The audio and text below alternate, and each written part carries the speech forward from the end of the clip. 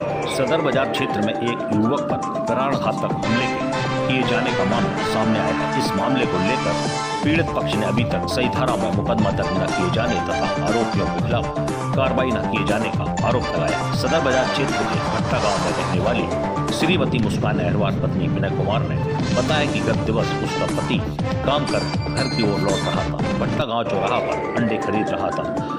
वहां पर पहले से ही हनीफ खान, राजा खान, समीर खान, बाबू खान, चांद खान, हनीफ खान, सोहेब खान, फैजल खान, कबीर खान तथा आधा दर्जन अन्य लोग मौजूद थे। विनय को देखते ही सभी ने एक साथ मिलकर जाति सूचक शब्दों का प्रयोग करते हुए गाली गलौज करना शुरू कर दिया। विनय ने जब इसका विरोध किया तो सभी ने मिलकर उस पर हमला कर दिया। आरोप लगाया है कि सभी ने विनय पर जान से मारने की नीयत से धारदार हथियारों से हमला किया, जिससे वह गंभीर रूप से घायल हो गया। उसे उपचार के लिए जिला अस्पताल ले जाया गया, जहां उसके सिर में कई टाँके आए। मुस्कान का आरोप है कि पुलिस ने घटना का मुकदमा दर्ज तो कर लिया, लेकिन सही धाराओं में दर्ज नहीं किया। इसके अलावा आरोपियों को केवल शांति भंग चालान कर दिया गया, जिससे वह जमानत पर छूट कर फिर आ गए और अब विपक्षियों को पूरे परिवार धमकी दे रहे हैं। विनय कुमार।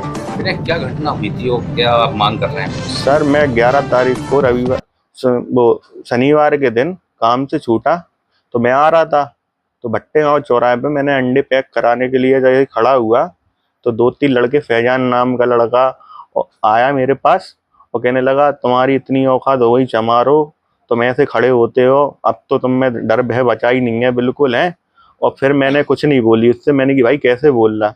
फिर इतनी बात हुई तो उन लोग ने कुछ ना बोला ना कुछ करा और डायरेक्ट मारने के लिए हावी हो गए वो लोग।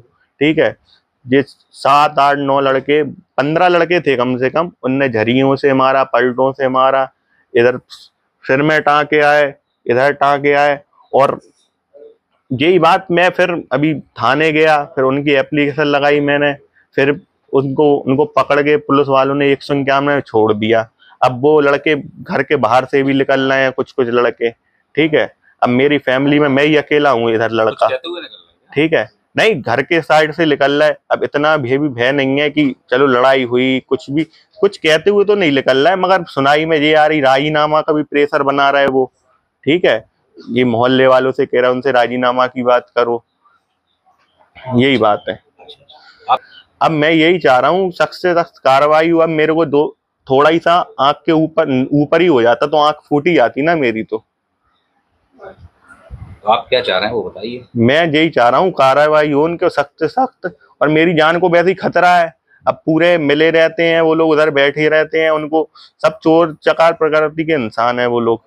ठीक है, अब ये पुलिस वालों ने भी उन लोग पे 151 की कार्रवाई करके छोड़ दिया, 307 भी नहीं करी। ठीक है, अब मेरा सिर में थोड़ी सी और लग जाती और कोई बीच बचारा नहीं करवाता तो और मारते वो लोग। तो जाहिर सी बात है ये। आप क्या चाह रहे हो? धारा बढ़ जाए? धारा बढ़ जाए। और ठीक है, और कुछ नहीं चाहता हूँ मैं, गिरफ्तारी हो और मेरे को इंसाफ मिलने चाहिए। बस मैं यही चाहता हूँ, मैं, हमारा परिवार और मैं सुरक्षित ही रहूँ सर। क्या नाम है? मुस्कान रजौतिया। क्या बात है मुस्कान, क्या हुआ था आपके पति से? मेरे पति 11 तारीख को शाम को 9 बजे के टाइम वो ड्यूटी से अपने घर पे आ रहे थे, तो रास्ते में अंडे लेने खड़े हुए तो कुछ लोगों ने उन्हें जान से मारने की कोशिश की। फैजान खान, राजा खान और भी व्यक्ति थे, तो उन्होंने मेरे पति को जान से मारने की कोशिश करी। ये मैंने सुना तो हम भागते भागते पूरा परिवार हम लोग वहां पहुंचे तो वो बहुत जख्मी थे। फिर तक वो लोग भाग गए थे यहाँ से। तो आप लेके कहाँ गई फिर उनके पति को? फिर हम थाने गए थे लेके उसी टाइम। थाने वालों ने कहाँ भेजा फिर? थाने वालों ने खैराती भेजा था उनका मेडिकल के लिए। अब आप क्या वहाँ एडमिट भी रहे वो। आप क्या चाहते हैं? हम न्याय चाहते हैं और हमारी जान को खतरा है, हमारे पति की जान को खतरा है। और धारा बढ़ाई जाए अंदर। हम एसएसबी गए थे, उन्होंने मतलब हमसे वो लिया था, जो लिख कर ले गए थे एप्लीकेशन, हमसे लिया था। उन्होंने बोला था रसीद ले लो और जाओ, तो फिर हम रसीद लेकर वापस आ गए थे।